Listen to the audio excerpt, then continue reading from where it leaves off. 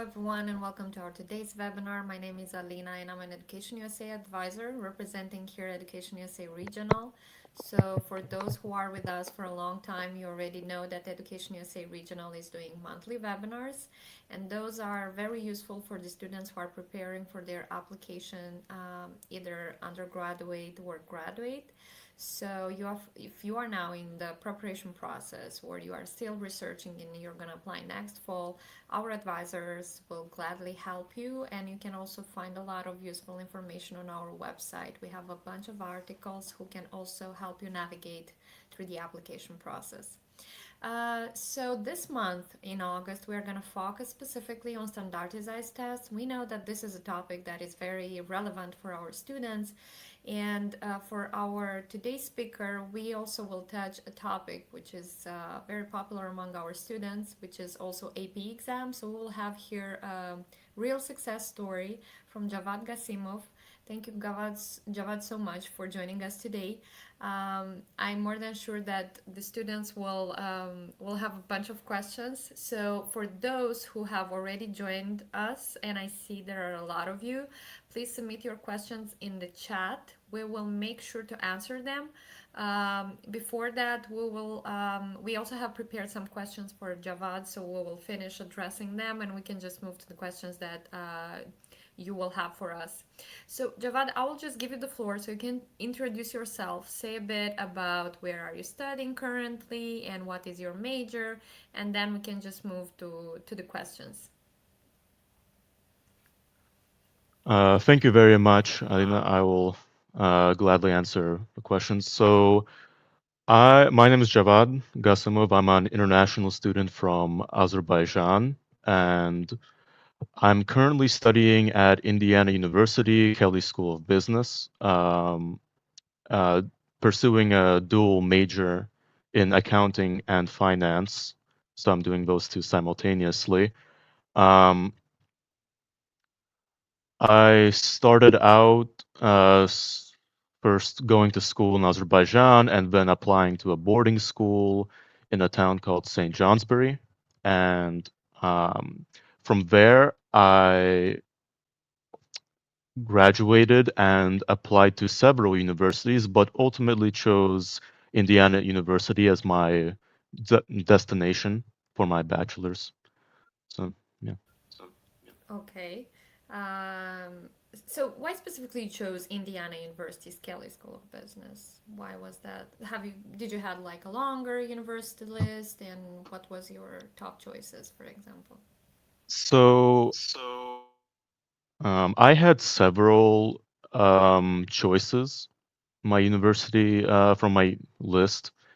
I initially wanted to go to Ohio State University to pursue their finance major. I heard they had a good business school there as well.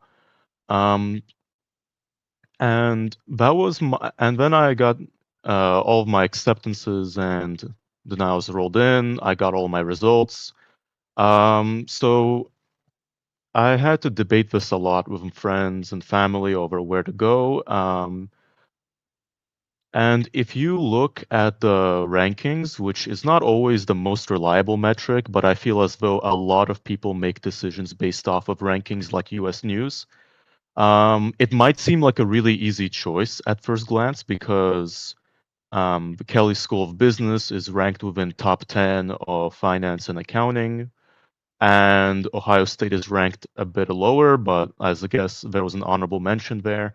Um, but there were a lot of factors considered, primarily tuition costs and also the position I was going to be in. So I had not been immediately accepted to the Kelley School of Business. Now, it's important to really make sure that we know the difference between a college and a university. So Kelley School of Business is one college in the whole university.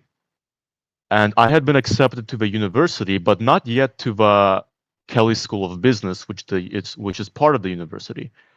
So, in order to get to pass into that uh, business school, I had to earn a minimum of, I think it was B's on all of my classes for that year, and I was able to do so, and I entered the Kelley School of Business. For my choice of major, it was also again a big debate with friends and family again, and what I wanted to do.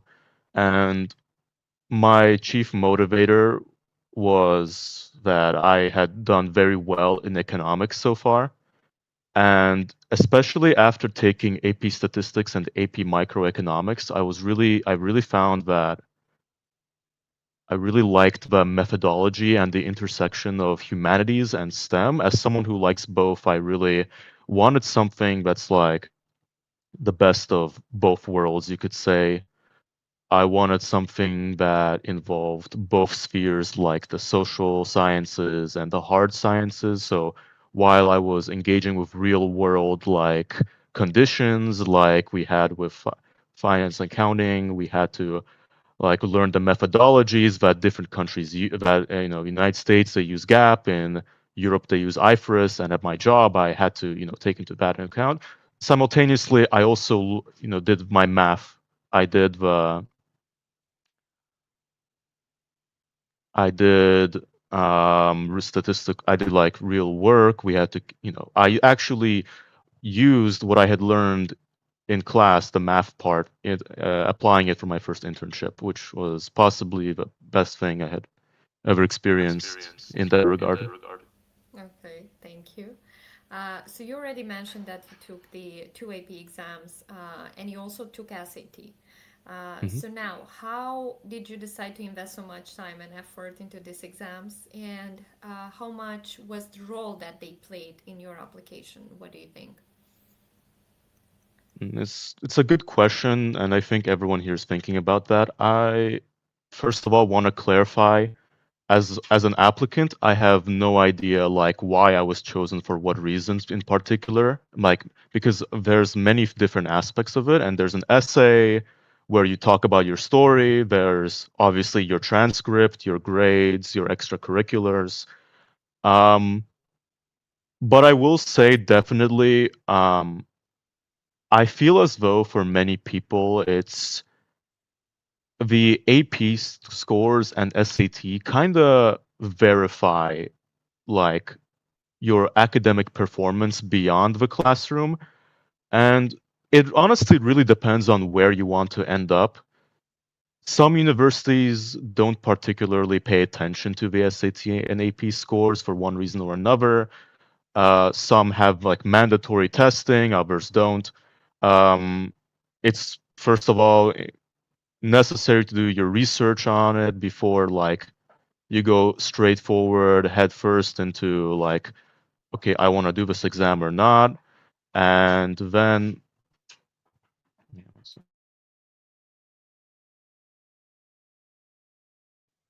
yeah, anyway, so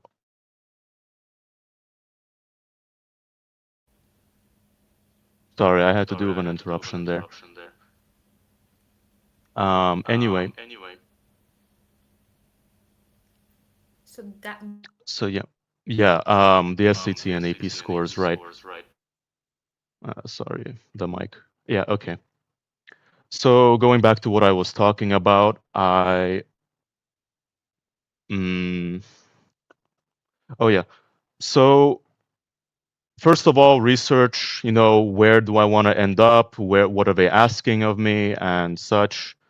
And the second thing I would look into is like with the check to see if your school provides APs or if they have something different like IB or the other systems that they use, which I'm sure is completely like acceptable to many universities. Like I had gone to a school in the United States and they offered AP like AP courses, not all of them, but definitely the ones that I wanted to do. And I had done those.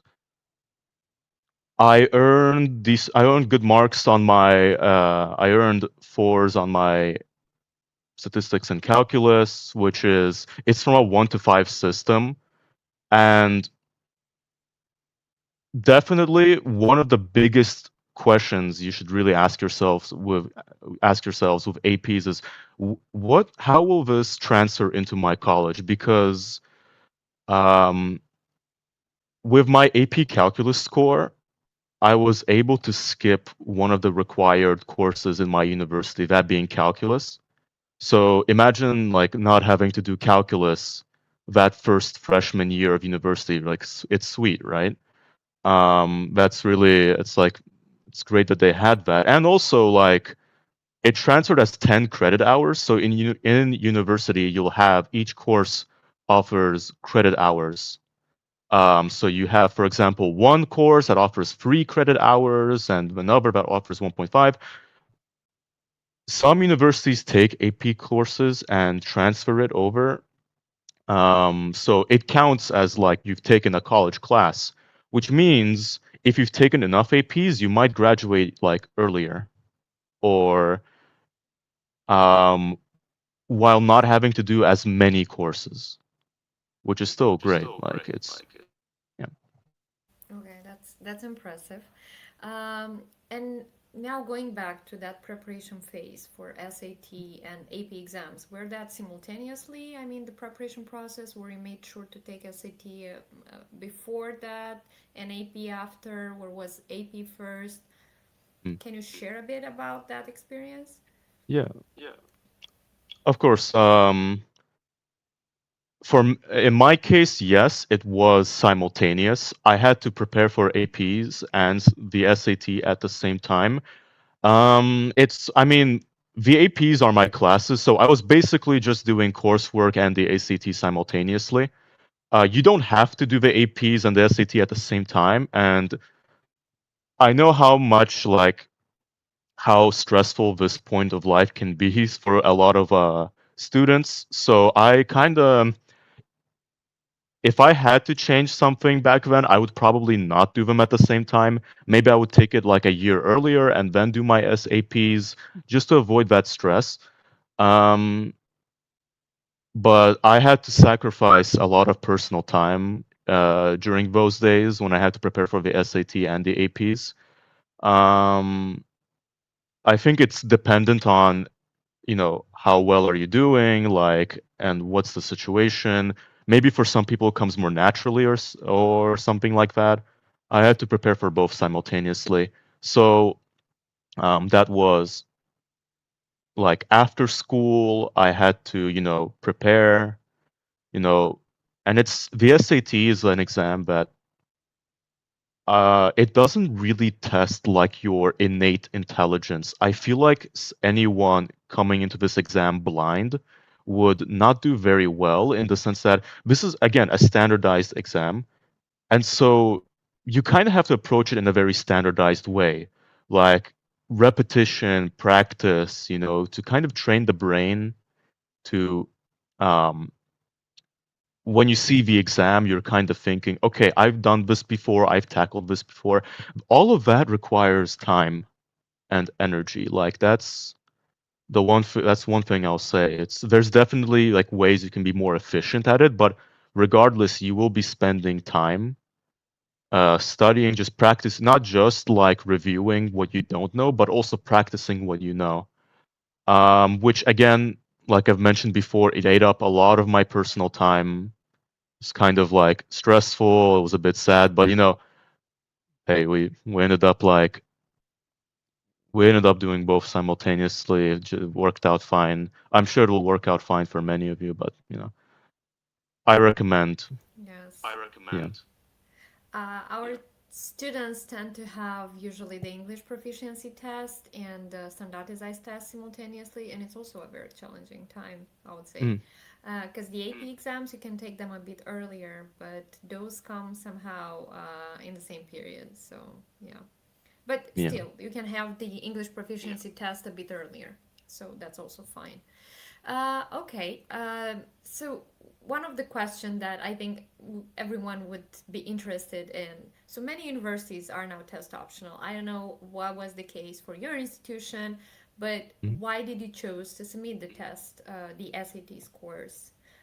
We tend to encourage our students to do so. I mean, even though the institutions are test optional, we kind of also encourage them to take it in case if maybe they are applying for some STEM programs or we want to raise their chances to get financial aid.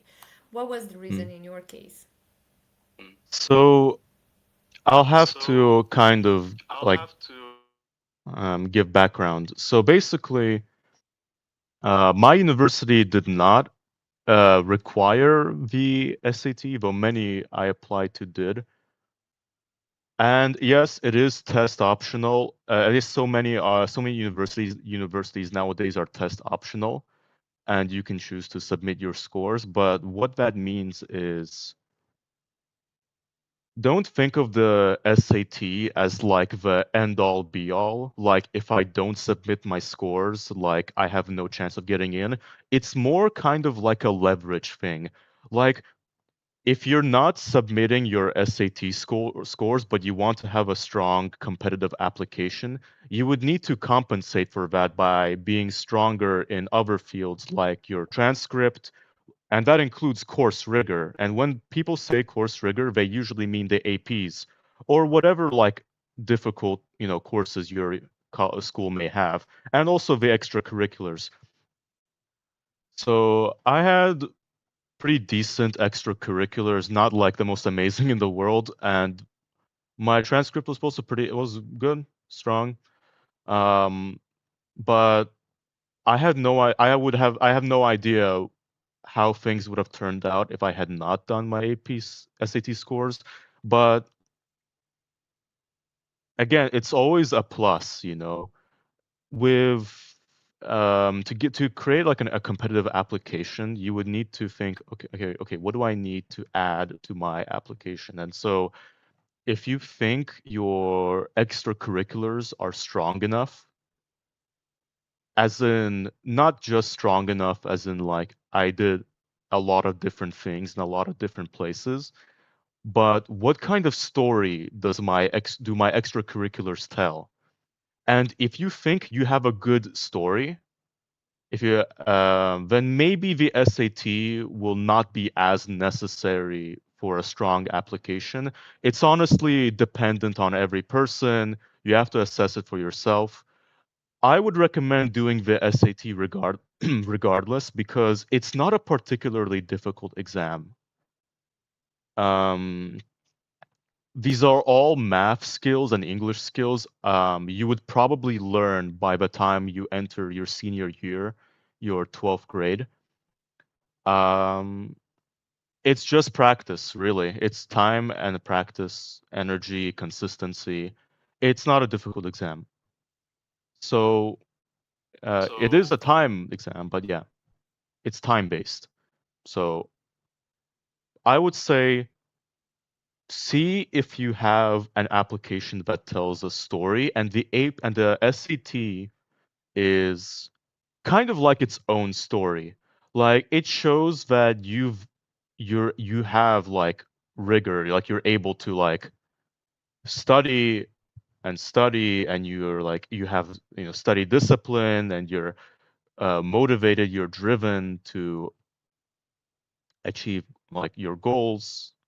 And it's like a certificate basically. It shows like I've done this, I've accomplished this score on the exam, and it again tells a story. That's the gist of it basically. Thank you. I agree. I totally subscribe for everything. And yes, considering the fact that the universities have this holistic admission approach, I totally agree that if your extracurriculars or your personal statement or other part of your application are standing out, then yes, maybe in your case you would not. I mean, you cannot consider it, and if you don't want to take it, but it's not a bad thing to have that. Of course, if you Mm. have a bad score for it, don't submit it. But if you consider that you can do that, why not try it? Okay, the next question which I have is, I mean, we already know that the challenge was because you did that simultaneously. I mean, were there some other challenges that you found out during the preparation process? Mm, Maybe some things that you can notice about SAT or AP, which are super tricky and the students should consider when they are preparing. yeah, sure. In my personal opinion, I sincerely enjoyed the APs a lot more than the SAT, in the sense that I have to be honest here. The APs, I took AP Calculus, AP Microeconomics, and AP Statistics, and they were really difficult, and I felt like initially I wasn't used to this format, and the fact that it was on such a tight schedule, like we were constantly learning and learning, and you had to be caught up, was difficult.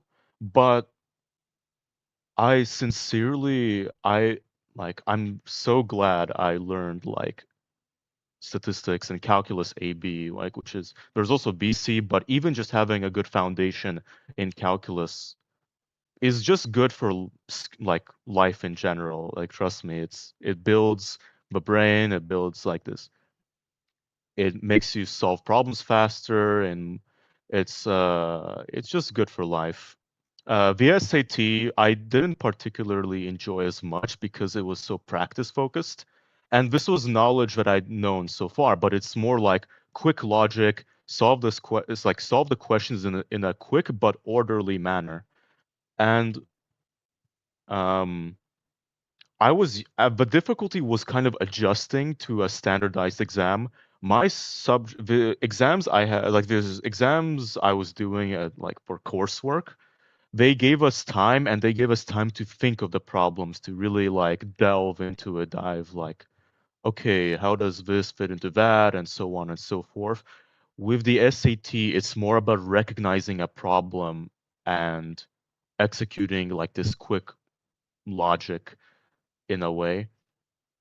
It is still a skill-based exam, obviously, but the skills it requires are different. And if you're not used to the SAT format and you're a specific kind of person, like me, for example, it might be like, it might be a difficult transition at first. But yeah, just that was one of my difficulties with the SAT. The AP was conceptually difficult. Like the concepts learning was hard. It- the SAT doing the exam practice consistently was the hard part. There are two different difficulties with this, and again, different people. Some people might like the difficulty of learning. I was that kind of person. Some people like brain exercises, like doing something like the crossword or whatever, every day, or consistent schedule. So my difficulty was primarily with the consistency of it, just getting to it, doing it. It can be done, obviously, even if you're not that kind of person. Don't worry. Again, it's just consistency that's important with the SAT. Make sure with the AP exams you have good communication. With the APs, you have good communications with your teachers, because a lot of the hurdles I had was largely based on communication. I feel like this isn't talked about enough. Communication is what's happening between the teacher and the students. If you feel like you're not good enough for an AP course, like you're taking 1 or 2 weeks, you feel like this is really hard, there's no way I can do this, try to think of it from a different perspective. Try to ask yourself, what exactly is the difficulty here? Are you having difficulties at home or in the class? What's not happening? I had my first difficulties with the APs because I had some like I needed to figure out, okay, I didn't understand something from the lecture, so I'll go into office hours, or like, we had like this 1 hour, session after school, like to ask the teachers, and make sure to ask the teachers the questions. Make sure to ask questions a lot in APs during class. This is the job of a teacher. This is the job of you as a student. Like questions. Questions are good. So a lot of challenges, sure, but definitely a lot of them can be mitigated or solved if there's better communication. So just to summarize, two different kinds of difficulties and two different ways to solve them, with the SAT and the APs respectively. But I'm sure everyone who's dedicated enough can do it. No problem. I agree. Thank you so much. I wanted to ask about the advices, but I think you listed all of them. And I think there was a question which I formulated, like looking back, is there something that you would change during this preparation Hmm. process and during the application process for your college list? Hmm. So the mic thing. Okay, yeah. So yeah, of course. I think anyone who tells you they wouldn't have done anything differently is either well prepared or maybe like not being honest with you. This is a really like trying, like difficult time, and I can't pretend there were mistakes along the road, things I could have done better. This is a learning process, right? And I respect anyone who goes through this process. For starters, I would say really around like the 10th or 11th grade, learn what the learn begin to research, do your research, you know, if there's someone in your family who's gone through this process or someone who's interested, talk to them, like figure out exactly from a very early point what universities are asking for so as to not cram everything near the 11th to 12th grade, with like the 11th end of 11th grade to beginning of 12th grade. This is a really stressful time, and if you want to avoid like many of the difficulties people have had, including me, preparation well ahead of time. Not even just like, it's not the same thing as studying for the SAT earlier. Learn the process itself and what are they asking for, like the transcripts and so on. This will really strongly benefit you, trust me. It's worth like maybe 10th grade, you're thinking like, I have time. You do have time, and it's good because you're able to like stretch out your effort. You're able to like distribute that difficulty over a series of long period of time and not, at the narrow point where you're doing everything at that moment. I would have done that process earlier. I started my process in the near the end of the 11th grade, I think. I mean, the transcript, obviously, no one's saying anything, but like, it's many things. Like, no one's saying anything about that. But I mean, that's a given, basically. The transcript, you'll be doing your coursework, but think about your extracurriculars. Think about your, do I want to do the SAT given my other things and other like aspects of my application? And yeah, like the just think early on ahead. Do I want to take APs? Because it's not really just about like I have to take it's not just about taking the toughest, most difficult APs to, get into college. Like you can do that, but the big thing colleges are asking for from you, the things that people, because obviously it's people who are reviewing your applications, and people love stories. People love to hear, okay, what is this applicant trying to say with their extracurriculars and such. Like if you're someone who's really passionate about biology, AP bio.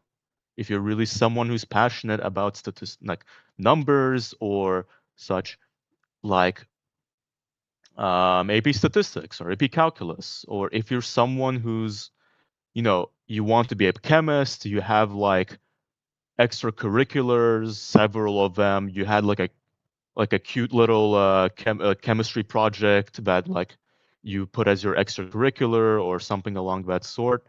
Like it would be great idea to take like AP Chem, for example. these are really like these are difficult courses, but if you want to do them, if you're really starting to like them, it's becomes so much easier for you and it's good for your application. It's telling a story. So definitely think about which APs do I want to take. Now, obviously, it's hard to think about what major I want. Like at an early age, you get this big decision like, oh no, what am I going to do for a long period of my life? Like, which career am I going to pick and so on. Like, just try things, see how it goes. I had a student in my class who would constantly be switching between APs. I don't know how many schools allow that, but just dip your toes in the water, see what's up. Like, and again, maybe you'll find something really interesting out of these APs. Genuinely, like this is the point of school is to learn, right? So if you really Yes, like learning yes, something, I yeah. totally agree. Yeah, I totally agree here. Thank you. So we can just move now to the questions that the students have addressed in advance, and all those who are with us now, they can also submit their question in the comments box. So one of the question was, is there any point in submitting a scores if they aren't high enough?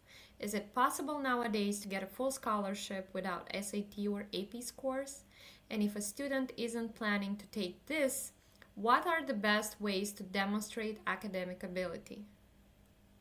That's a long one, so we can take it by parts. Yeah. Excellent question. I'll pick it apart a bit. First of all, what do you deem exactly not high enough? I want I really because this a lot of the question hinges on this because like some people think like, oh no, I got like a 1400 or a 1300 or a 1500 and it's not high enough for something. Like realistically, how many students are actually getting like 1600s? It's not all of them. And not all of them are like, you know, it's like not all of the students who get into like these really good like really high tier great universities, not all of them have like 1600s. Like what you think might not be a high enough score might actually be a good score. That's the first thing. And the second thing, I mean, if you did really poorly, fine, like happens to the best of us. Um, the AP, the SAT, you can just take it again. Like there's multiple. I took it a few times. I got better scores on my last time than I did my first time. Knowing, and it gives you experience, right? You know what to expect in the test. And for the second question, is it possible nowadays to get a full scholarship without SAT or AP scores? I mean, yeah, I'm sure. Like, if they really want you there, if they really like what your story or your application, then I'm sure they'll present you with a full scholarship, no problem. Like, again, it's like take into account like like are my extracurriculars like competent, got good enough to not have an SAT score or APs? Do I have like a really killer, like really fire, like personal statement because you've had like a really good life journey so far, and like the stuff you're writing is just amazing? Do I have like course rigor that's like academic difficult courses that are not APs? Take this into account. It's you have to assess it honestly, like uh, yeah, see to that. And as for the best ways to demonstrate academic ability, I mean, obviously there's your transcript, the grades. There's also the recommendation letters that some universities require. Like there's two of them from your teachers and so on and so forth, or your counselor. Like as a teacher, quickly you learn that like some students like, maybe for example, this student like got like a B or a B plus instead of an A minus or an A plus. But when they're writing that letter, they can give them the university a personal account of like how well you've done in class. Like this student shows, for example, this student got a B or a B plus, but they've shown extraordinary promise. Like this is someone who's really talented and passionate. Maybe like, I don't know, they're one of those really cool genius kids who don't do well at school for some reason. Like, I don't know, something like that. These teachers can like give the university a personal account. This is one piece. Obviously, the transcript is like the biggest part, I'd say, of academic ability. Like, don't throw away your transcript for SATs. Please don't. Like, um, and the APs are already your transcript, so I'll count them as the same thing. So yeah. I can also suggest, if you let me here, I can also suggest for the academic ability. I mean, we have a lot of students who would complete their Common App and they can add their honors in there. So I mean, that's also a part of, I mean, winning some Olympiads, or we're standing out, I don't know, in a project, or something like that, with more people, or I mean in a team, or yes, again, an Olympiad, or a project, a big one, that can also demonstrate a lot about your academic and talk a lot about your academic abilities. So even if you're not having your SAT or or ACT, so you're fine, definitely. Okay, we can move to the next question. Mhm. So that's also an interesting one. What is the difference between IELTS score and SAT score? Is it one of the most important things for portfolio? So here we need to differentiate that IELTS is the Mm. English proficiency test and SAT is a standardized test. So Mm. IELTS, I mean, you have choice between IELTS, Duolingo, TOEFL. I mean, depending on the university's preferences. And for SAT, that's also optional. I mean, Javad already was saying that there are a lot of institutions which are test optional. So, I mean, it's your choice, either you want to take it or not. But for English proficiency test, you have to take it for any institution. So that's the main difference. If you If I want to may add something add, here, Javad. yeah. Mm-hmm. So I took TOEFL, um, um, like the mic thing. Yeah, thank you. Sorry. So I took TOEFL, which I think it doesn't. I think they don't really differentiate between IELTS, TOEFL, and Duolingo. When I did my Common App, I didn't. Listed those three options. I heard a lot of people applying to European universities say they did IELTS, and I heard a lot of like students leaning towards America do TOEFL. I haven't done IELTS, so I couldn't give you like an honest um, answer as to like what that looks like. TOEFL was not that bad for me. It's all right. Like it's just quick, whatever. But yeah, it's um the SAT score and IELTS are not parallel to each other. It's not the same like exam. SAT measure is a standardized test and it measures like not just your English skills but also your mathematics. And IELTS, I'm pretty sure, is just English from what I know. Yeah. Um so yeah, that's is it one of the most important things for a portfolio. Like I mentioned before, like it might be the thing that convinces a university to um, green light say yes to your application, but it's like a puzzle piece, it's like you can't it's like it's like a puzzle piece, like you can't just complete a puzzle with one piece of it. It's many different things in a configuration. It's like many different things, a whole holistic one application, and the SAT might complete it. Depends on how, you have your as was mentioned already, like um, your different extracurriculars, your Olympiads, your scores, awards, your transcript, personal statement, any additional essay questions they might ask. I heard the University of Michigan, for example, for those who are interested, has a really interesting essay questions that I think filter out a lot of people.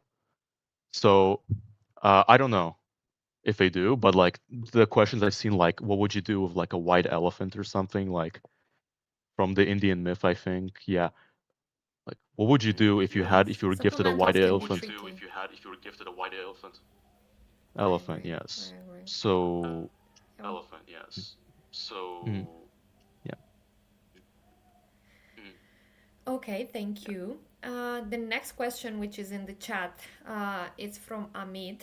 My school Mhm. doesn't have neither AP nor IB curriculum, but our school curriculum is almost at the same level in some classes, like biology. So my school counselor can give letter where she explains it. Uh, was that a question? I suppose yes. So my Yeah. school counselor can give letter where she explains it. I suppose that's the intonation here. Yeah, yeah. Yeah, I see. But our school curriculum is almost the same.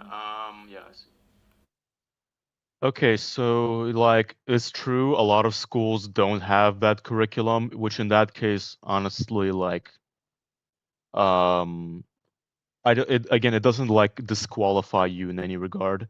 Just work with what you have in school. Like if you're doing good stuff, like good classes, and you're showing a strong transcript and again the different pieces of the puzzle, like different things, like if you're showing that you've done well, it's not gonna 100% cancel whatever you've done. No way. Um, can your school counselor give you a letter where she explains it? Honestly, I'm not entirely sure.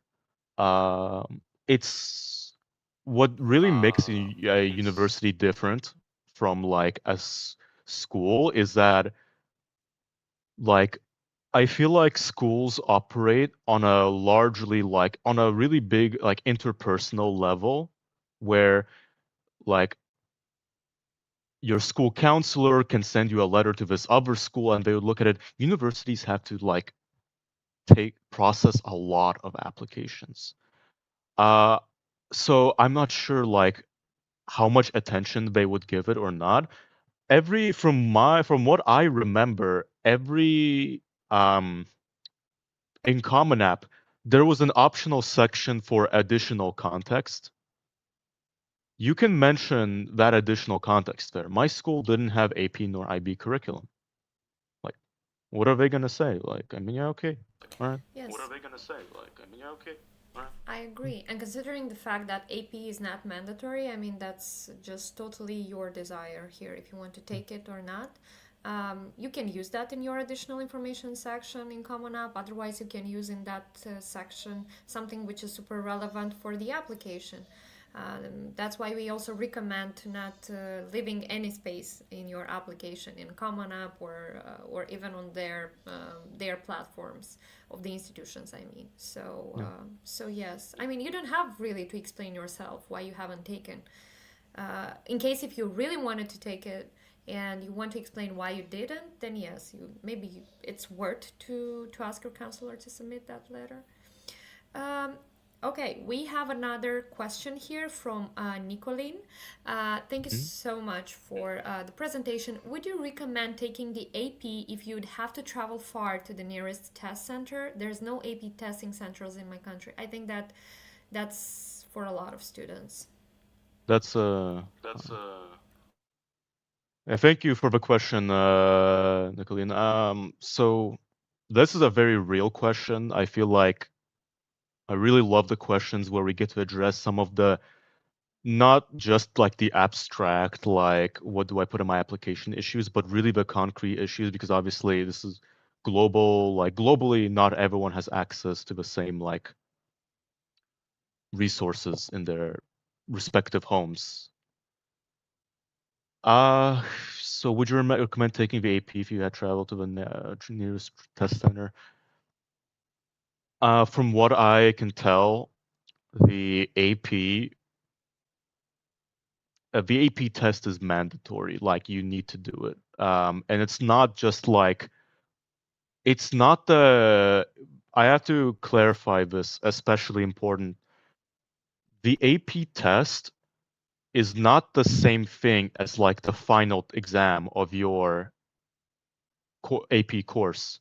At least from my experience, like we had to sit down like this for an exam, and that gave us the AP score, but that AP score is not the same thing as what shows up on your transcript. Like this is really, really important to heed to take note of. Um, would you like honestly, it's I am not sure about your exact circumstances regarding nearest test centers. If your school offer like if your school offers APs but there's no nearest test center, like my class, like the classroom I took my AP exams in, like in one case it was based in the school, like it was just in a different classroom, but we took our APs there. Like it wasn't in a verified test center. Like your school should be a test center, but if it isn't, and just talk to whatever counselor or advisor just to clarify on this.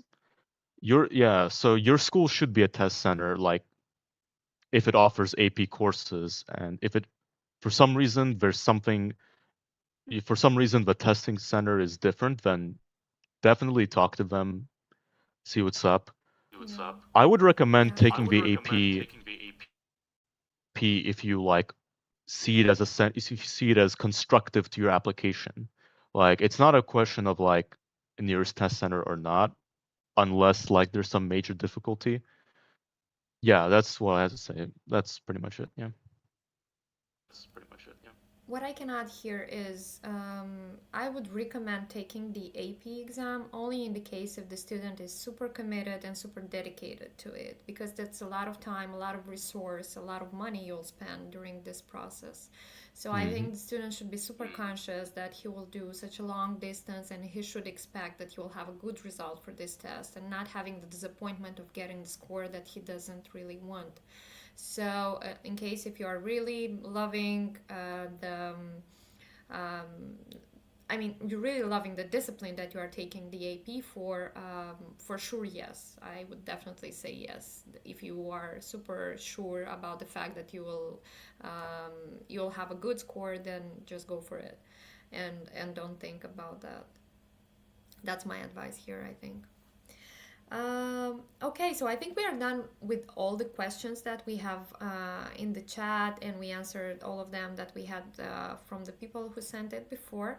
Thank you so much, Javad. I see that the people really enjoyed your experience, and yes, I think there is one more I question from believe, Nicolene. yeah, Nicolene said Uh, something.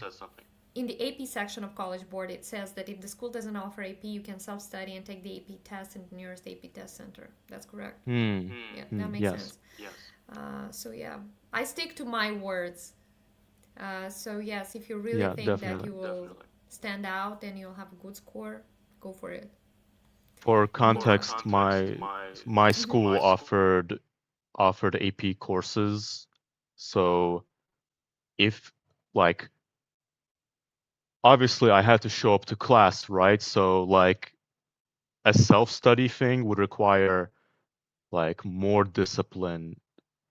So to keep that into account, like do you really love what you're learning here? Like you can go crazy over it, or are you the kind of person to like be kind of systematic about things, doing things consistently? Like, um, yeah, nearest AP test center. I wish I could offer you more advice on that, but it's just I took it at my school. Um, check to see like if your country doesn't have an AP test center, like you can travel like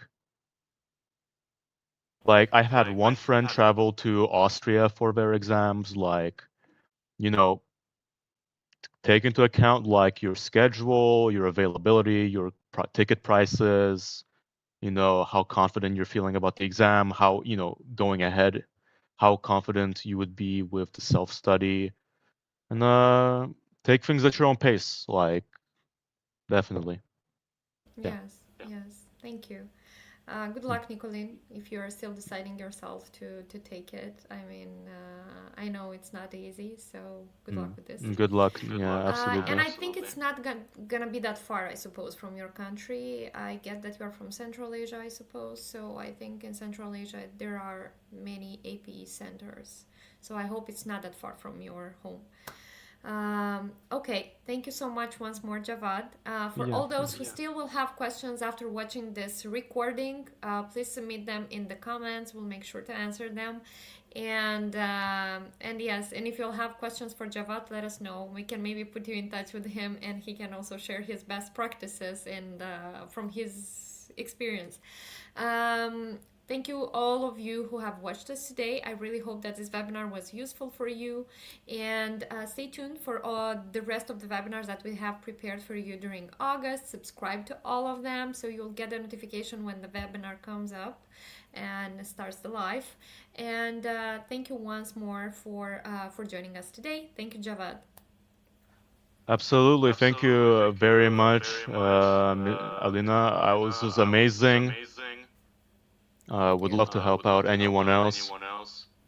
Just like comments, or I'm absolutely willing to answer any questions. So this was lovely. Love to chat about this with any of you. Like, feel free, no problem. I know as a student, like I can relate on a deeper level to things, and like I can't promise I can answer everything to the best of my ability, but I can promise I will answer everything to the best of my ability. But like then again, my experience was one of many. And with this kind of thing, of course, talk to people. No one's alone in this. Yeah. So, get a good grasp of it. This was lovely, and this was a lovely experience. Thank you very much for hosting me here. Yeah. Thank In the you. future, Have a and great evening, everyone. Thank you. have a great evening, everyone. And have a great evening, Alina. Mm.